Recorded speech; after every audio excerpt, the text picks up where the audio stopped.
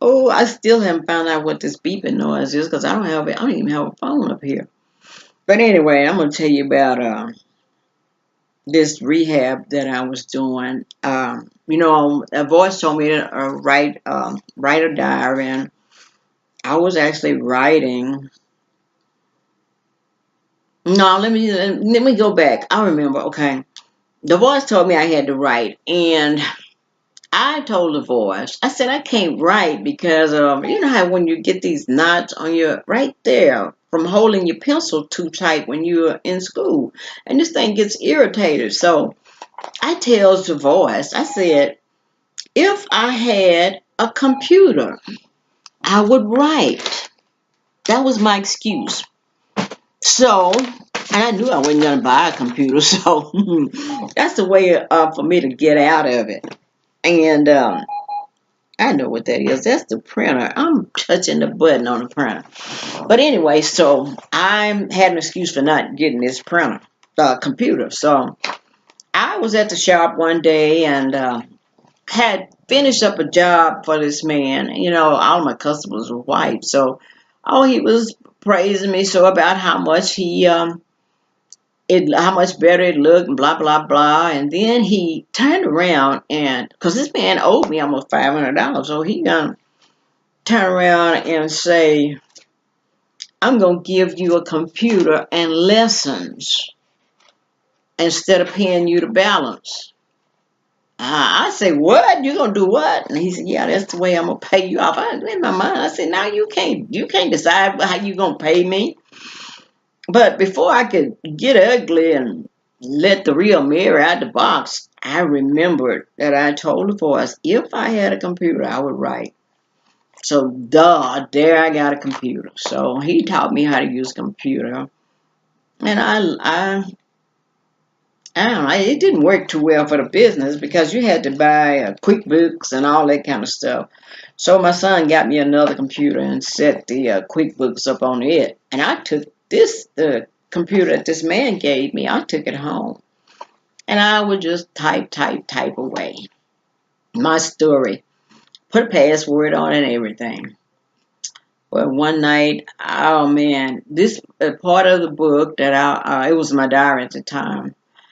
It was so vivid until I vomited. I didn't vomit on the computer, but I ran to the bathroom and vomited. And so I didn't. I left the whole thing on the screen. And the next morning, I wake up. My son is reading my diary. I felt like I was standing naked before him. And he looked at me. He said, "Mom, I knew you were on drugs, but I didn't know it was like this." He said, "This is gonna be a book." And I said, no, Dad, it's not a book. This is just to help me. He said, no, this is going to help everybody else too. So we printed out. He said, I'm going to print it and you'll see how it written. And so he printed about the first 9 pages. And I said, well, if you think I can do it, then, well, let's do it. So I left the 9 pages on the desk. And Mary, the friend of mine that's still struggling with drugs, she came over.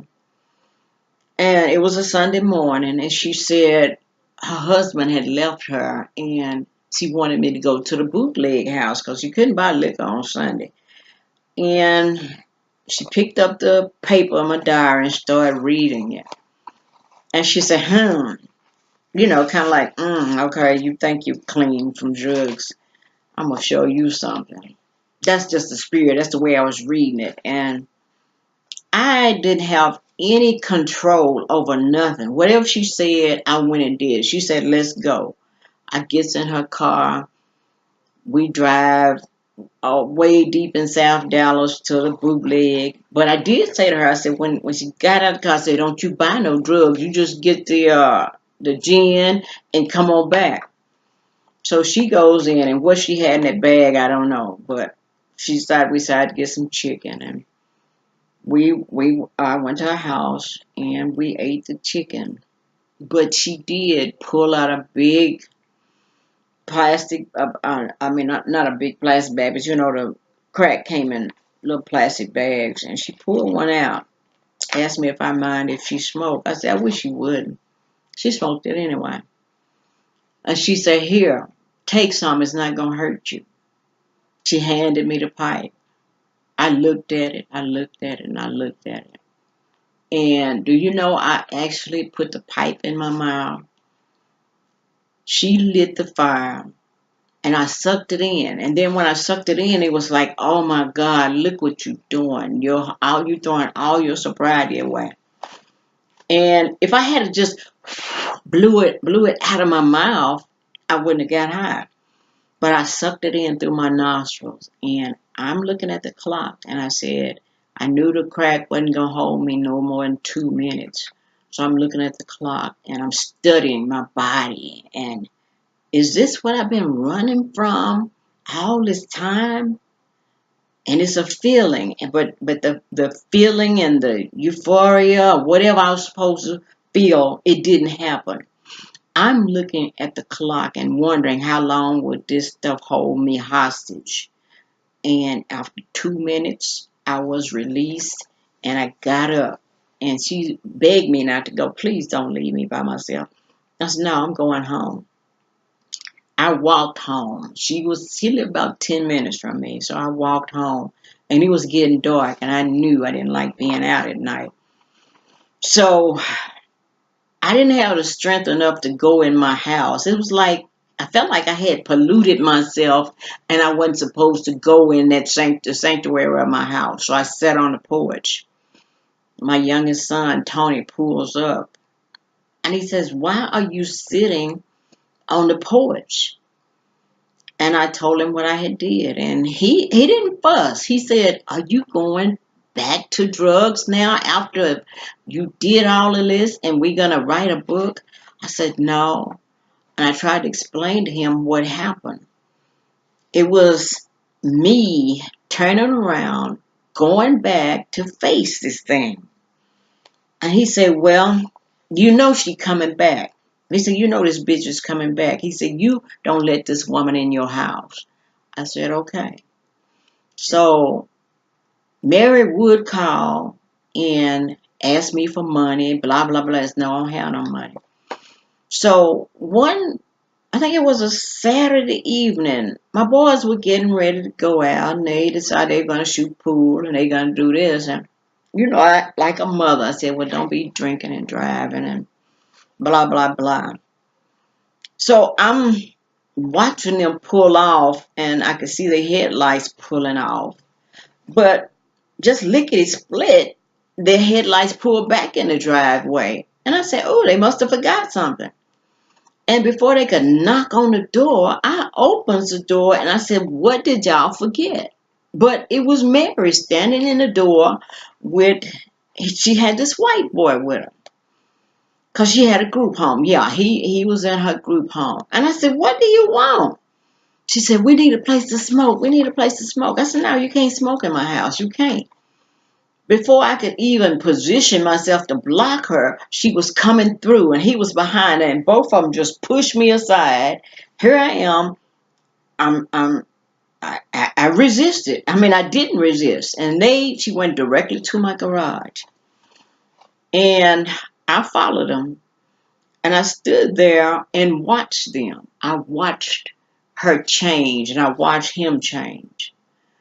And then when I was washing clothes, and when the washing machine changed cycle, it scared her. But her eyes got big and she started shaking. But she knew if she took another puff off the cocaine, the crack, it would make her go back and be silly again. So she did that. But at the same time, I pushed the garage door button and it was noisy and the noise scared her again. She said, I can't smoke here. I said, no, you can't. I said, party's over. You got to go. And I watched her and this white boy, I can't think his name. I watched them walk away into the dark. And I walked to the curb because I had asked the boys. I said, y'all bring the trash can back to the house. And did they bring it? No. So I walked to the curb and got the trash can. But at the time I touched the trash can, I looked up in the sky and I saw a shooting star. I mean, it was like, wow. And I didn't say anything, but I knew that my wish had been granted. The fear of addiction and relapse, it was gone. Just by me letting Mary do what she had to do, and when the party was over, me letting the garage door and watching them walk away.